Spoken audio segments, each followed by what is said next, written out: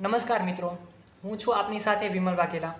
આજે હું આપને ઇતિહાસના એવા અધ્યાયમાં લઈ જવા માંગુ છું જે આપણે લઈ જાય છે 2300 વર્ષ પૂર્વ.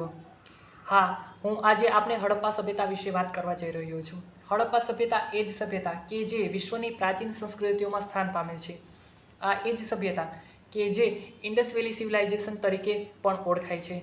પરંતુ શું આપને ખબર છે કે આપણા ગુજરાતમાં ઘણા એવા હડપ્પીય અવશેષો ધરાવતા સ્થળો છે જે વિશે બહુ જ ઓછા લોકોને માહિતી હોય છે કે બહુ જ માણસો જાણતા હોય છે કે આ હડપ્પી સભ્યતાનું સ્થળ છે. એવા જ એક સ્થળ વિશે આજે હું આપને વાત કરવા જઈ રહ્યો છું. એ સ્થળ છે આપણું પોરબંદર. પોરબંદર, આ એ જ પોરબંદર કે જ્યાં મહાત્મા ગાંધીનો જન્મ થયો હતો. પોરબંદર માત્ર મહાત્મા ગાંધીના જન્મસ્થળ તરીકે નહીં પરંતુ એક વ્યસ્ત બંદર તરીકે પણ ઓળખાય છે. પરંતુ શું તમને ખ્યાલ છે કે આ જ પોરબંદરમાં આપણે હડપ્પી સભ્યતાના અવશેષો પ્રાપ્ત થયા છે? નહીં ને? તો ચલો એ વિશે હું તમને માહિતી આપું. પોરબંદરના બોખીરા વિસ્તારની ખાડીમાં પ્રાચીન વસાહતોનું સંશોધન કરતા ત્યાંથી આપણે હડપ્પા સભ્યતાના અવશેષો ધરાવતા કેટલાક એવિડન્સ મળે છે. આ એ હડપ્પા સભ્યતાનો ફેઝ હતો જેને આપણે લેટ હડપ્પન ફેઝ તરીકે ઓળખવામાં આવે છે. આ એ જ ફેઝ કે જ્યારે હડપ્પા સભ્યતાનું પતન થઈ રહ્યું હતું. તો આ જ લેટ ફેઝના અવશેષો આપણે બોખીરા, કોટડા અને આપણે જે પોરબંદરની ખાડી છે તેમાંથી મળી આવેલ છે. આપણે પોરબંદરની ખાડીમાં જોઈએ તો 4 મહત્ત્વની જેટીઓ એ દર્શાવે છે કે પોરબંદરનો જે વ્યાપાર છે વિદેશો સુધી થતો હતો. તેમજ અહીંથી મળેલ કેટલાક અવશેષોના નમૂનાઓ જેવું કે પોટરી, તેમજ પ્રાણીની અસ્થિઓ, તેમજ તાંબાના અવશેષોની જે કાર્બન ડેટિંગ કરવામાં આવી એના પરથી એની સમયસિકા એ બાંધી શકાય કે અહીં ઈસવીસન પૂર્વે 1300ની આસપાસ કોઈ સભ્યતા અસ્તિત્વમાં હશે અને આ જે સભ્યતા જે હડપ્પા સભ્યતાના અવશેષો સાથે જોડાયેલી છે અને આ સભ્યતાનો વ્યાપાર માત્ર પોરબંદર કે ભારત પૂરતો જ મર્યાદિત ન રહી પરંતુ વિદેશ સાથે પણ થતો હતો. અહીંથી મળેલ ધક્કાઓ દર્શાવે છે.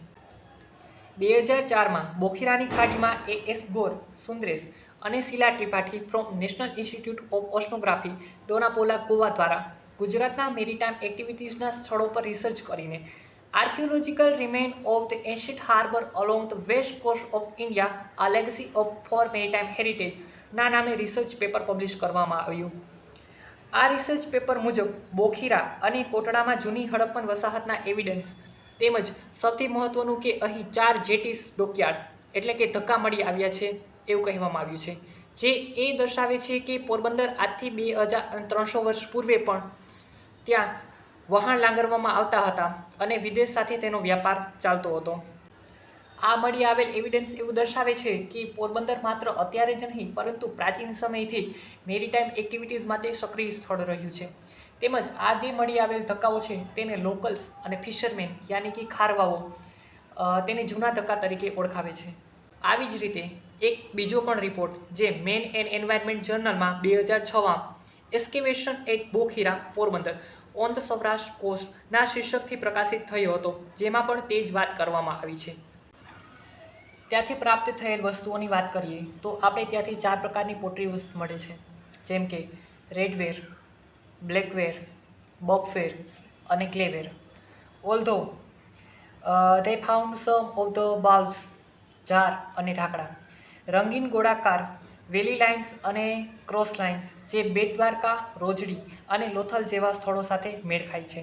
અન્ય વસ્તુઓમાં પથ્થરના સાધનો જેમ કે પોઈન્ટ, બ્લેડ, કોર, ટેરાકોટા મણકા, બોલ્સ, તાંબાની વીંટી અને સ્લિંગ બોલ્સ પણ પ્રાપ્ત થયેલ છે. પશુઓ જેવા કે ગાય, ભેંસ, બકરી તેમજ જંગલી પશુઓની જો વાત કરું તો નીલગાય તેમજ જંગલી ભેંસના પણ અવશેષો પ્રાપ્ત થયા છે.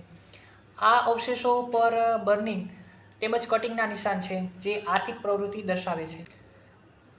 અંતે નિષ્કર્ષતઃ એટલું જ કહું કે પોરબંદરમાં આ સ્થળ સૌથી જૂનું છે તેમજ સમુદ્રી વ્યાપાર સાથે જોડાયેલું છે.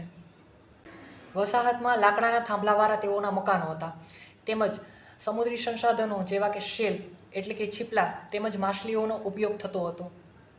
આ સંશોધન ઇન્ડસ સંસ્કૃતિની પ્રાદેશિક વિશેષતા દર્શાવે છે. આ અભ્યાસ પ્રાચીન ગુજરાતના ઇતિહાસ વિશે જાણવામાં સૌથી વધુ મદદ કરે છે. અને જો તમને આ વિડીયો ગમ્યો હોય તો લાઇક, શેર અને સબસ્ક્રાઈબ જરૂર કરો તેમજ કોમેન્ટમાં તમારો પ્રતિભાવ રૂપ તમારા વિચાર જરૂર જણાવો. અસ્તુ.